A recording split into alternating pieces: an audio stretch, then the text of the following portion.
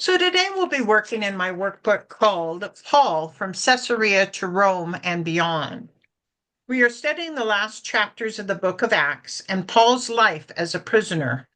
Looking at the timeline on page 3, it is roughly 59 to 60 AD, or about 30 years since Christ ascended.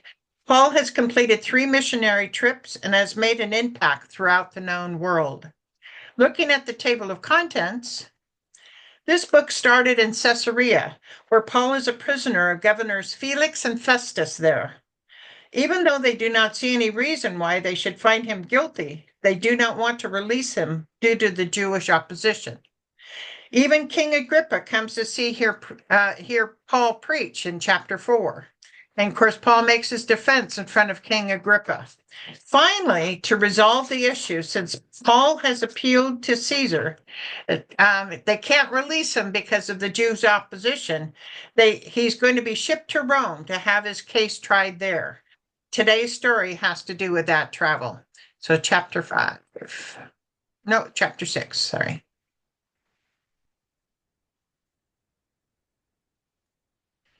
Lost at Sea, Acts 27, 1 through 26. When it was decided that we would sail for Italy, Paul and some other prisoners were handed over to a centurion named Julius, who belonged to the imperial regiment. He boarded a ship from the... Sure. I wouldn't know how to say that. Adramatium. Yeah. Adramatium, about to sail for ports along the coast of the province of Asia. And we put out to sea Aristarchus, something. And Macedonia from Thessalonica. Right. Yeah, Thessalonica. Thessalonica was with us. Right. So where in Italy are they going? Rome. Yeah. Does the author Luke say we would sail or they will sail? We, as a group. Right. And what does this mean then? That they're with a group. Right. That Luke is with him. Uh-huh. You know, sometimes Luke says they, and sometimes he says we. And when he says we, it's because Luke is with them. Okay. Yeah. Right. This doesn't mean that Luke is a prisoner, but perhaps only there to take care of Paul. Who were the prisoners turned over to? Centurion named Julius, who belonged to the imperial regiment. This imperial regiment was also known as the Augustus cohort. It was a division of 400 to 600 men named after Roman Emperor Augustus. We know nothing more about Julius other than he is a kind man. Who else is with Paul and Luke? Aristarchus. Aristarchus, sure, we'll go with that, was seized by the mob in Ephesus when the crowd was trying to get to Paul in Acts 19. He will be considered a prisoner later in Colossians 4:10. He may and may not be a prisoner now, however, since Luke probably isn't. Where was the ship from? Province of Asia. Right.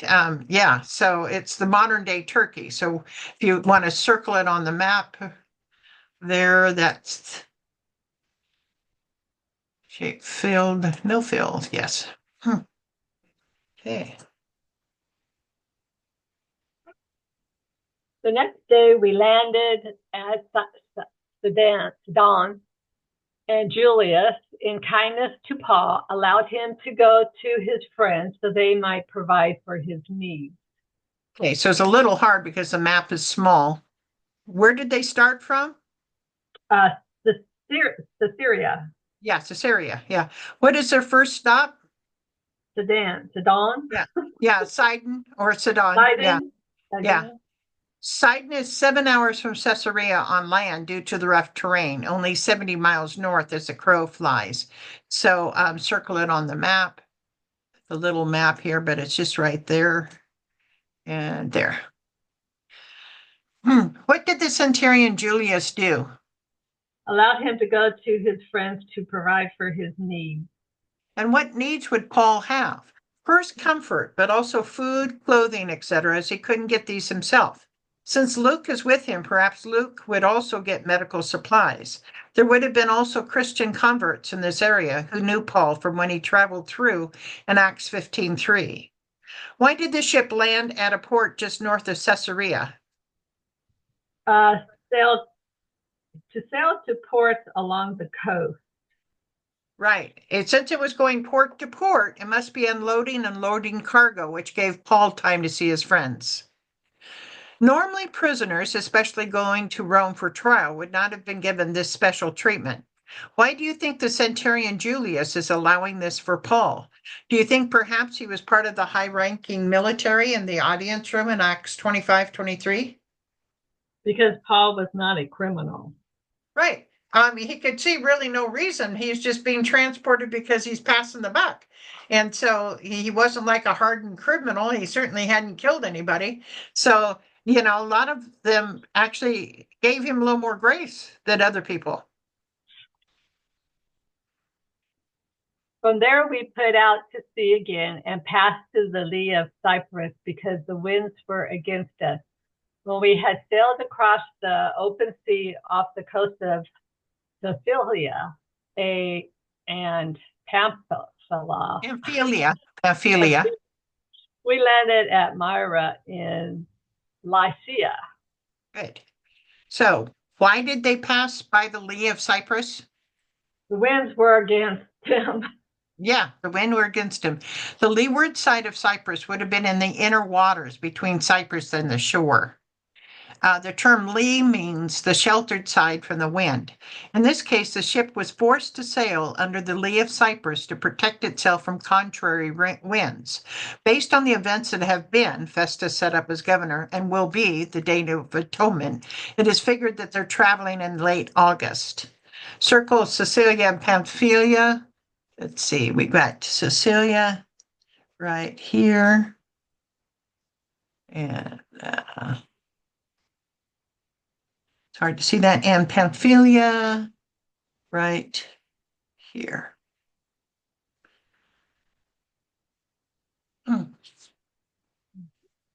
Where did they land? Myra in the sea. Right. Make a line from Sidon around the lee side of Cyprus to Myra. One Bible scholar's guess as to how long this trip would have taken is 9 days, tacking back and forth with the wind and trying to stay in the center of the channel. So it doesn't look too far. I'm going to do it that way.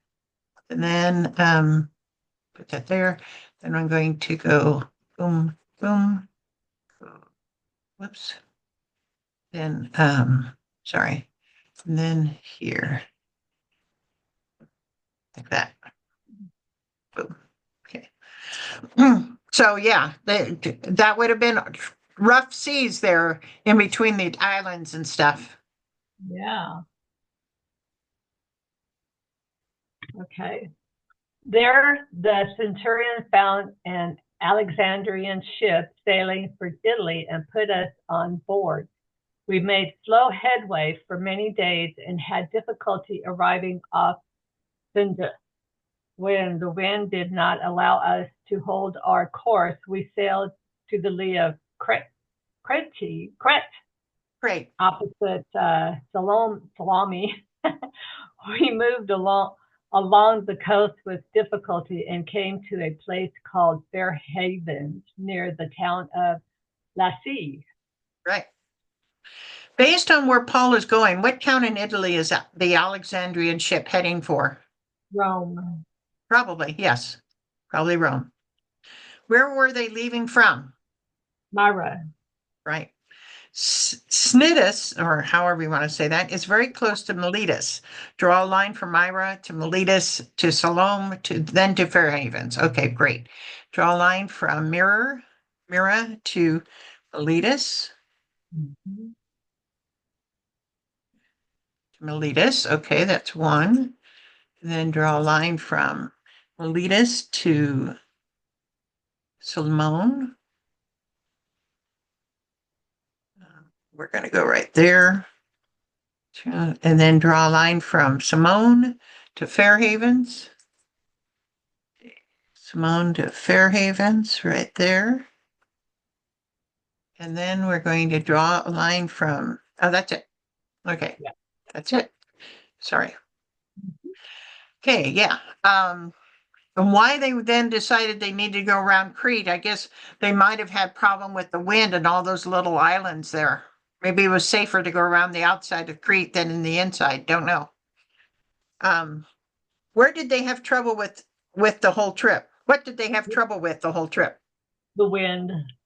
Under normal conditions, this trip would have taken a day, but of course it's taken a lot longer. Yeah.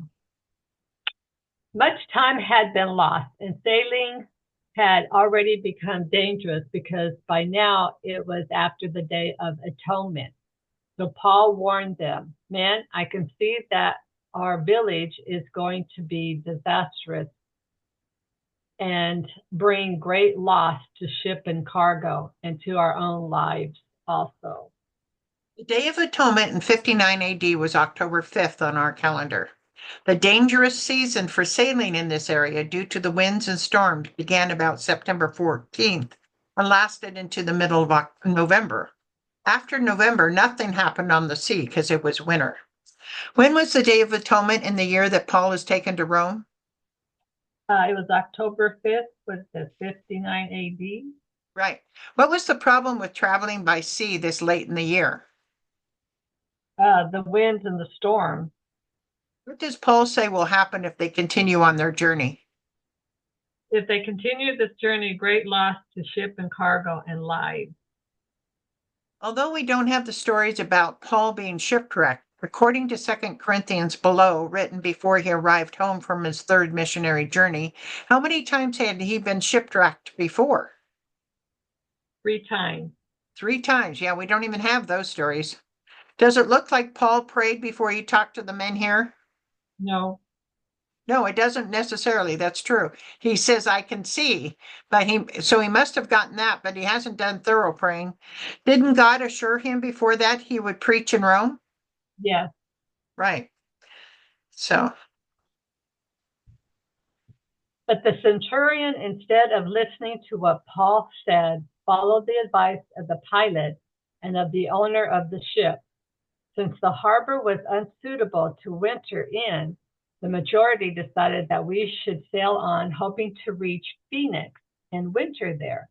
This, this was a harbor in Crete facing both southwest and northwest. right. So they wanted just to take the short little trip to Phoenix because Fairhaven wasn't a good place to winter and they wanted to winter. So they were thinking, okay, if we could just get to Phoenix, that might be good. Did the centurion who was in charge of the prisoners listen to Paul's advice? No. Logically, instead of a prisoner, the centurion listened to both the pilot and the owner of the ship, but they were wrong. With all the experience both the pilot and the owner of the ship had, why would they be willing to sail in the late season? Unsuitable to winter in, and money is tied up in delivering the cargo. Right. Yeah. They had money tied up, and it was unsuitable for the winter season. So they had a lot of good reasons to do it. Where did they hope to sail to? Phoenix. Circle that on the map. It's about 60 miles by land. That area. Our map is giving us a hint of what will be happening on number 7 of the map. What kind of wind will be coming up, not allowing them to get to Phoenix? Northeast wind. Yeah, the northeast wind. Yeah.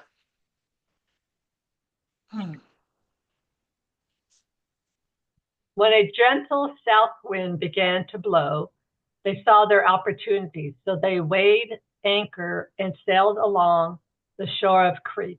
Before very long, a wind of hurricane force called the northeastern swept down from the island.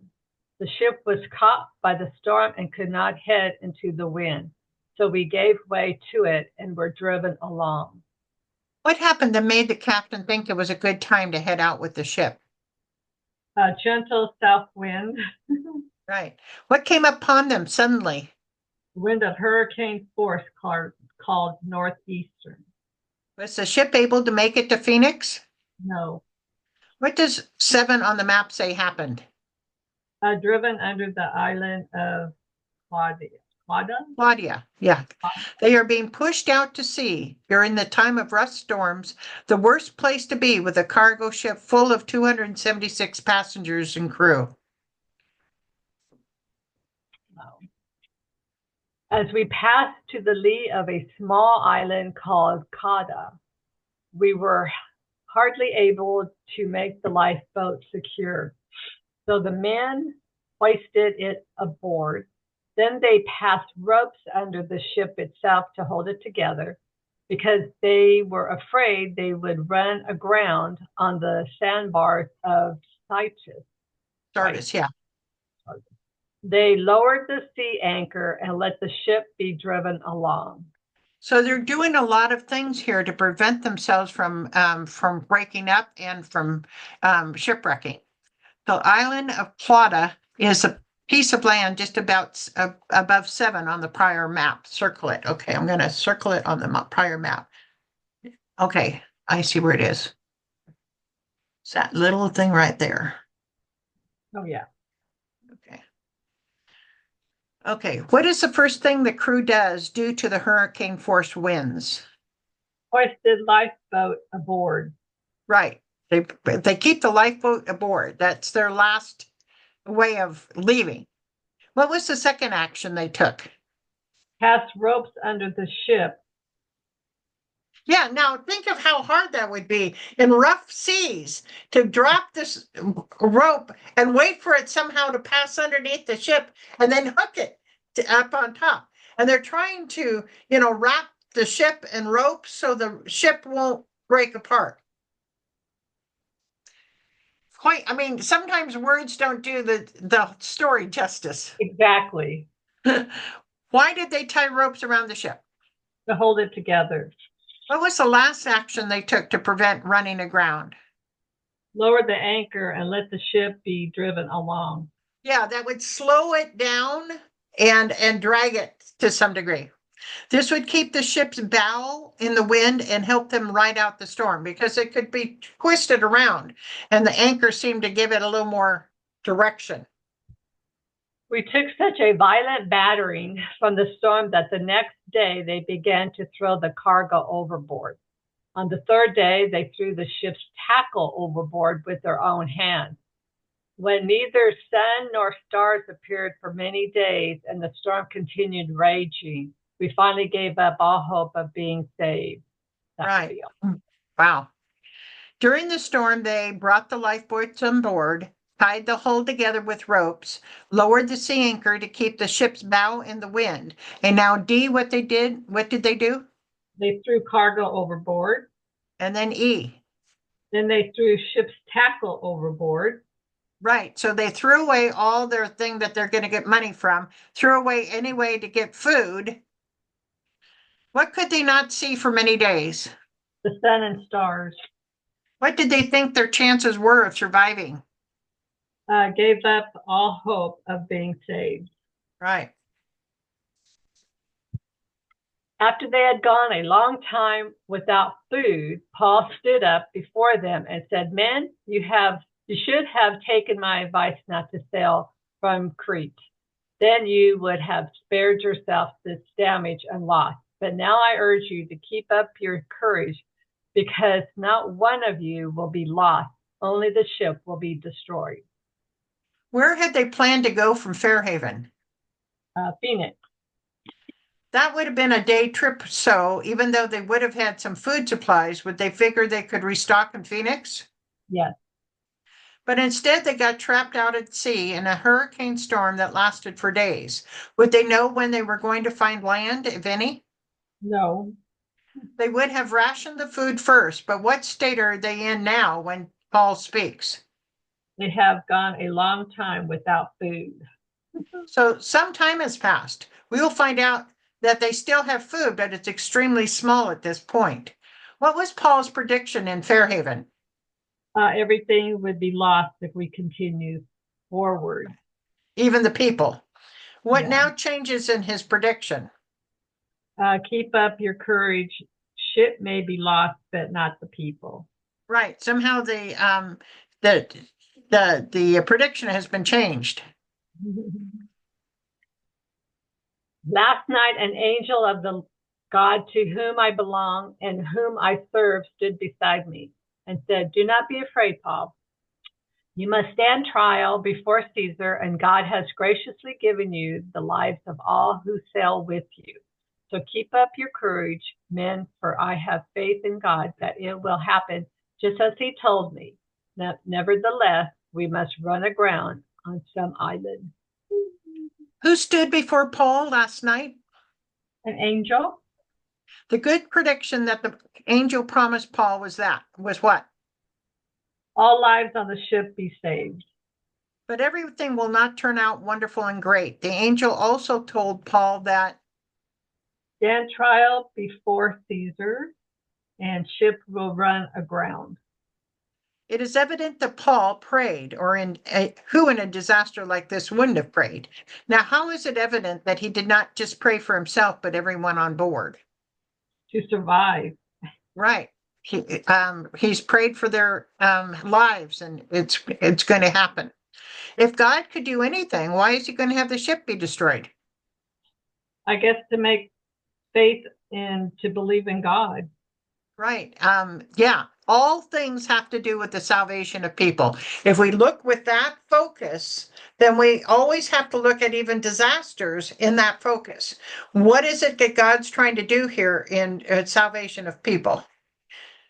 And in this case, more people are going to be saved, or the ship will be destroyed, and that, and then of course we see what's going to happen on the island too, which makes a big difference as well.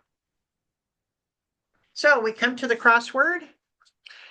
5, a date is given to know when this trip is. It is the day of Atonement. Number 8, Fair Havens is on the island of Crete. 10, who was with Paul and Luke on the ship? How do you say his name? Aristarchus. Aristarchus. Aristarchus, yeah. How many times had Paul been shipwrecked prior to this trip? 3. What was the centurion's name that Paul and the other prisoners were handed over to? Julius. Right, one down. The first stop they made was the port city of Sidon. Right. 2, the second port city they sailed to was Myra. And from Fairhaven, they wanted to sail to Phoenix. the wind that took them away from the island of Crete was called a Northeaster. And 6, the third port city they sailed to was Fairhaven. And 7, the Imperial Regiment was also known as the Augustus. cohort. 9, they were worried that they would run aground on the sandbars of Citrus. Syrtis, yeah. Syrtis, yeah.